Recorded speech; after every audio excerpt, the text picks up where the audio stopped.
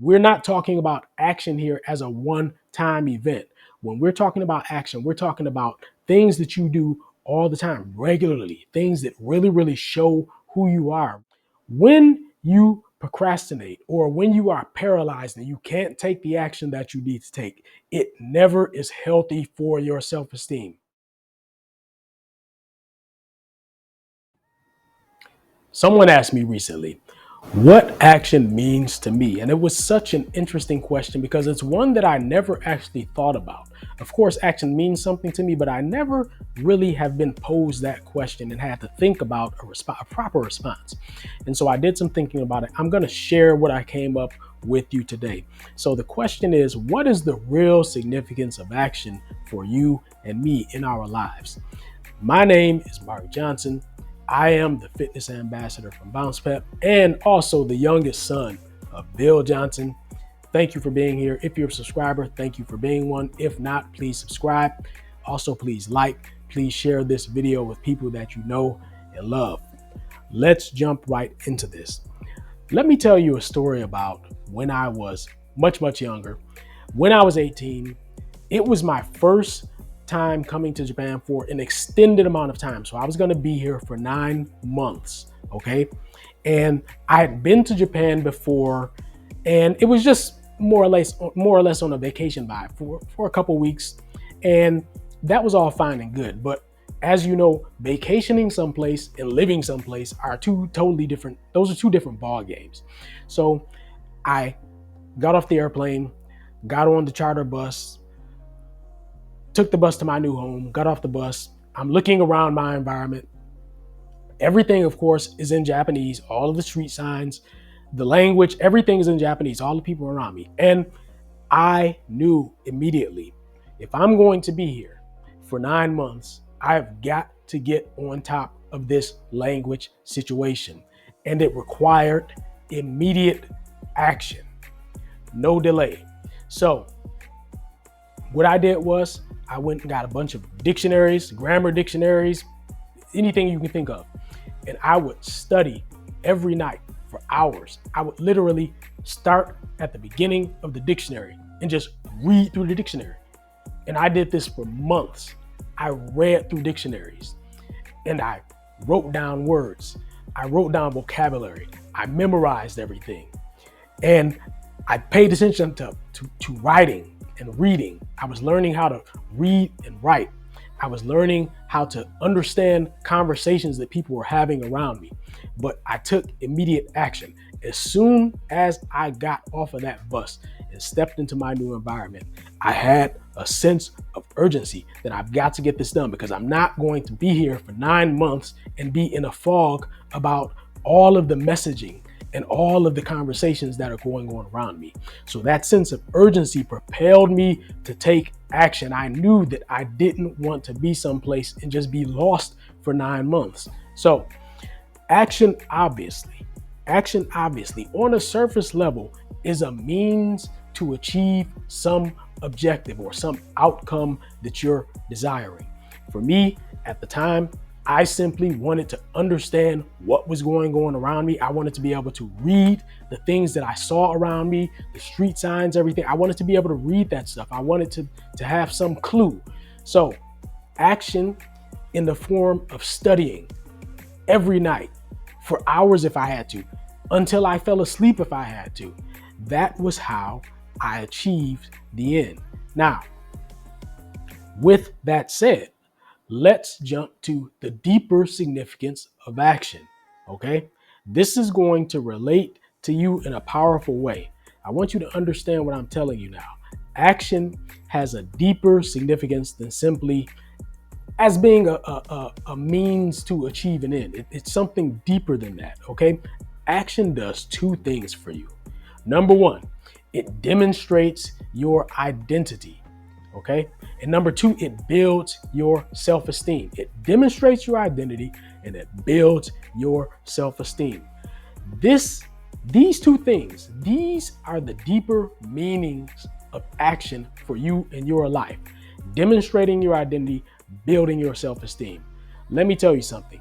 The actions that you take, the thoughts that you have on a regular basis, habitually, or instinctually. Okay. Those are indications of the person that you really are. Those are demonstrations of your identity. So if you tell yourself that you are a certain type of person, a person of a certain ilk, and that you behave a certain way, and that you do certain things, you're telling yourself this. The only way that you can actually prove that that is who you really are is by following it up with actions that align with those beliefs.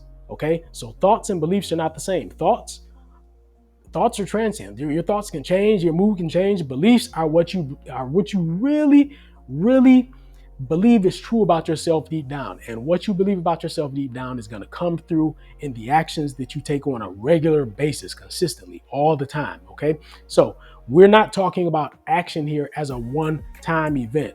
When we're talking about action, we're talking about things that you do all the time, regularly, things that really show who you are, really identify who you are, the type of person that you are. Okay. So your actions serve as a marker, as a demonstration of your true identity.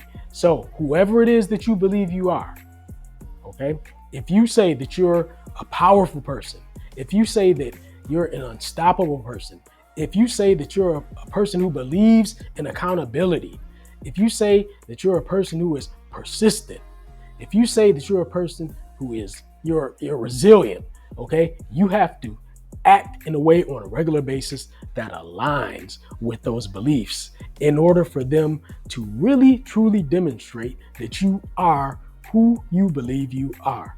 Okay, so that is the first thing that action does for us. It demonstrates our true beliefs about who we are. It's a demonstration of our identity.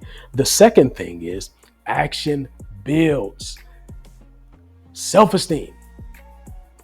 Self-esteem, what is it? It's how good you feel about yourself, how good or how bad you feel about yourself, how good or bad you feel about who you are. Okay, let me tell you a story about my puppy. So actually, she's not a puppy anymore, but at the time when my dog was still a puppy, she was at the top of the stairs. I remember this so clearly. And she hadn't learned how to go up and down the stairs at that point. Stairs looked huge to her because, first of all, she's just a toy poodle, so she's small in the first place. But at that time, she was a puppy, so she was like tiny.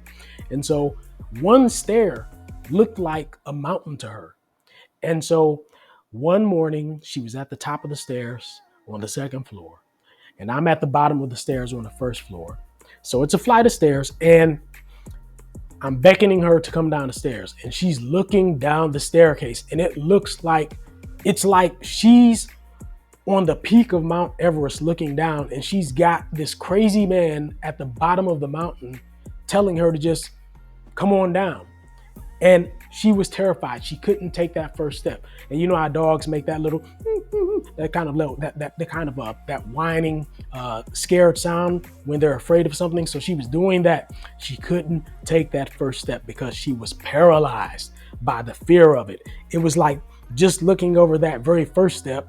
There are like 15, 20 steps. And she was just looking over that first step, looked like just an absolute cliff to her. So she was paralyzed. She couldn't move. Eventually, I had to go up to the steps and help her down one by one. And it took her a couple weeks before she really learned how to go up and down those steps on her own. But when she got it, she got it. The point, though, is that in the beginning, she was paralyzed. She was afraid. And so self-esteem is something that really ties into a couple things, okay? Paralysis and procrastination. I want you to understand this, okay? When you procrastinate or when you are paralyzed and you can't take the action that you need to take, it never is healthy for your self-esteem. It's never healthy for your self-esteem.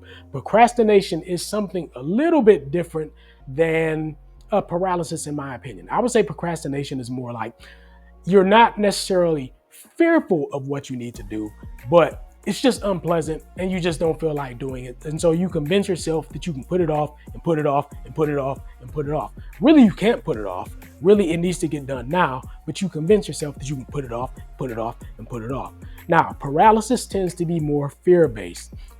Maybe it's just the unknown, or maybe it's a credible fear, but you're paralyzed and you can't move.